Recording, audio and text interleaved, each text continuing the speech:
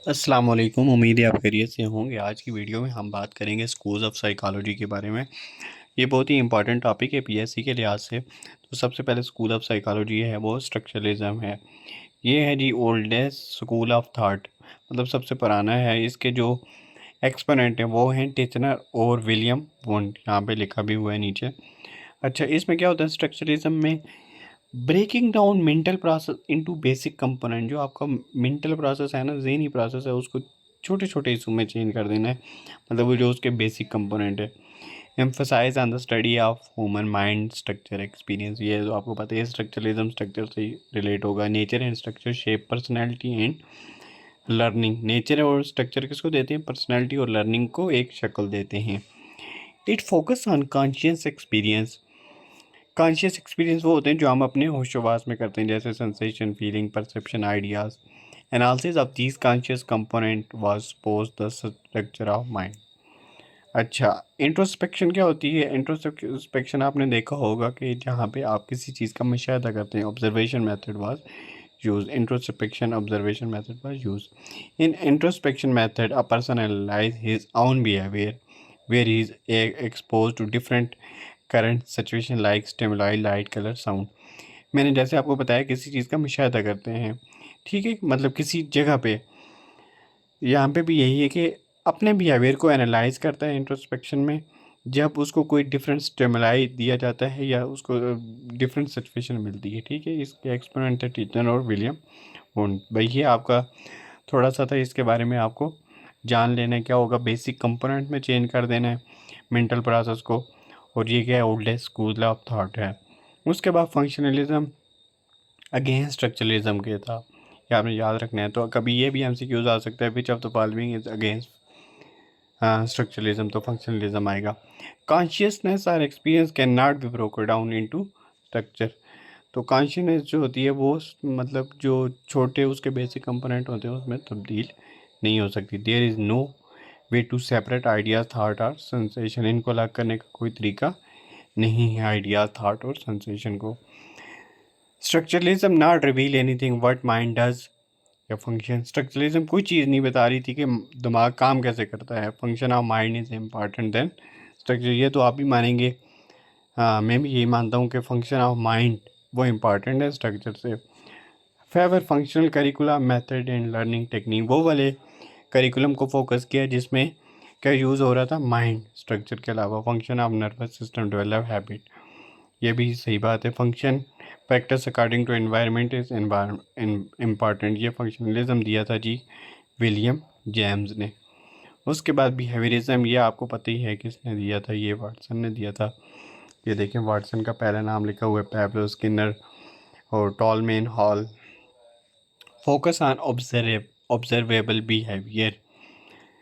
Consciousness can not be observe seen proved scientifically. ये भी आपको पता ही है, जो होशोबाज है वो भी साइंटिफिकली नहीं प्रूव हो सकता है। किसी ने कोई कहेगा ये मैंने होशोबाज में किया है ये काम, कोई कहेगा नहीं किया है, तो उसको प्रूव करने का कोई तरीका नहीं है। Environment help in growth in development. ज़ाहिर बात है, जैसा माहौल मिलता है ऐसे ही बिहेवियर होता है। जैसे घर का माहौल होता है वैसे ही इंसान का माहौल भी होता है, देखें आपको पता ही होगा।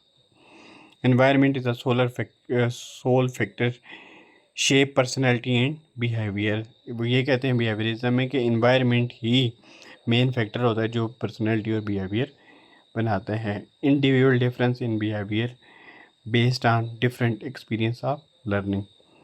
Introduce scientific method to study behaviour. Introduce reward, ये भी आपको पता है। री इन्फोर्समेंट वो होती है जहाँ पे आप कोई स्टिमुलाई दे के, मतलब कोई काम करवा के, मतलब उसको जैसे आपने देखा भी होगा एक जो स्किनर बॉक्स है उसमें क्या है, री इन्फोर्समेंट दी जाती है।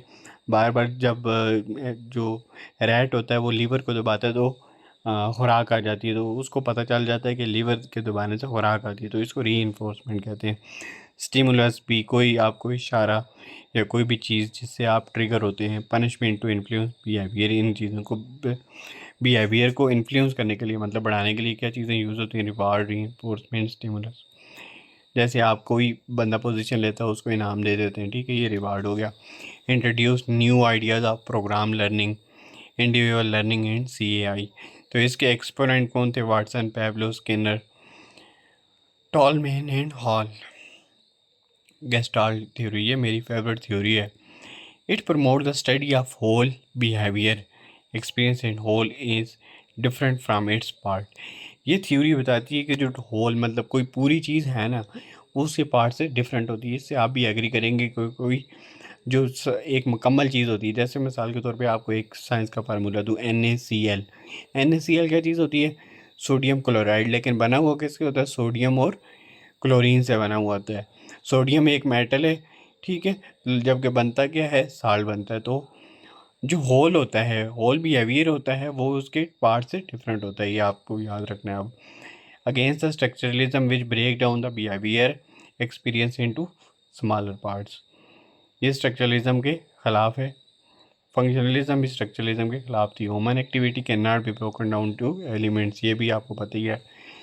Any activity of thinking, sensation, perception can be studied as a whole.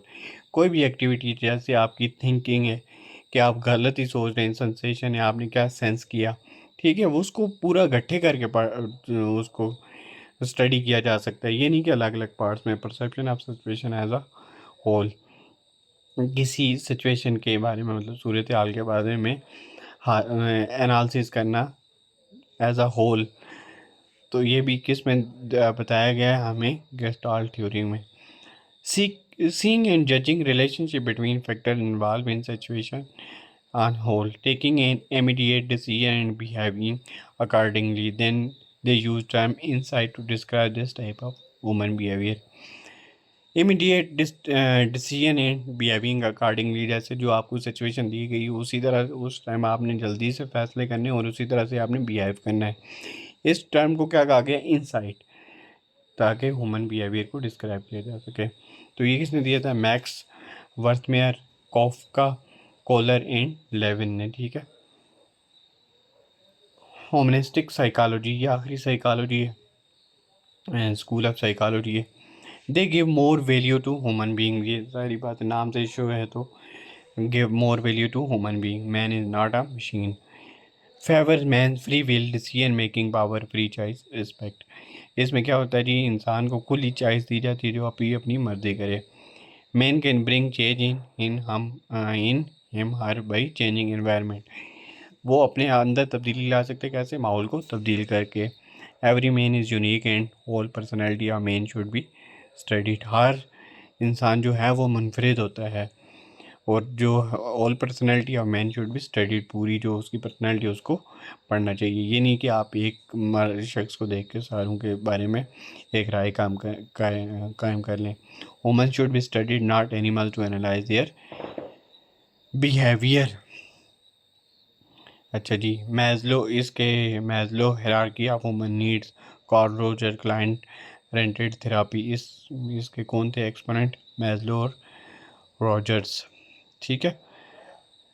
इसके बाद ये साइको एनालिसिस है, तो ये वाली हम कल पढ़ेंगे इंशाल्लाह। इसके जो बल्कि आज ही पढ़ लेते हैं।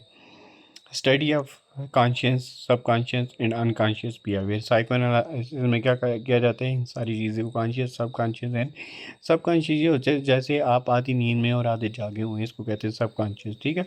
अनकॉन्शियस जो बिल्कुल होश हवास में ना हो।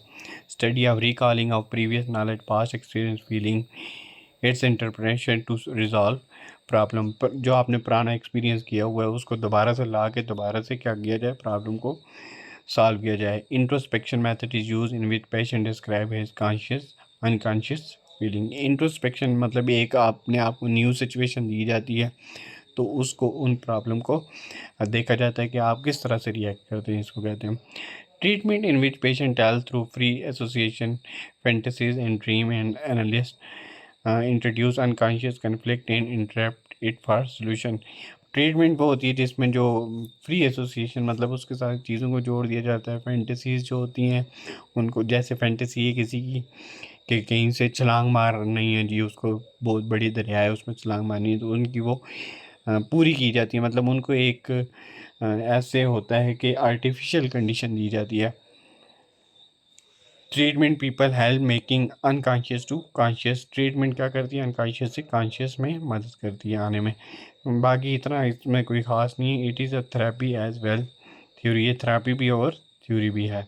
ये दी किसमें थी, सिगमंड फ्रॉइड ने। ठीक है, तो आज के लिए इतना ही। उम्मीद है आपको ये वीडियो पसंद आई होगी। अगर आपको इस तरह से जो मैंने बोला है वो समझ नहीं आई है तो आप एक एक करके पढ़ भी सकते हैं। यहाँ से स्क्रीनशॉट लेके या इसी तरह से वीडियो को पास करके नोट्स भी बना सकते हैं। तो वीडियो को लाइक कर दें, सब्सक्राइब कर दें। उम्मीद है ये पीएससी में आपको बहुत ज़्यादा हेल्पफुल होगा। अल्लाह हाफिज़, थैंक यू फॉर वॉचिंग।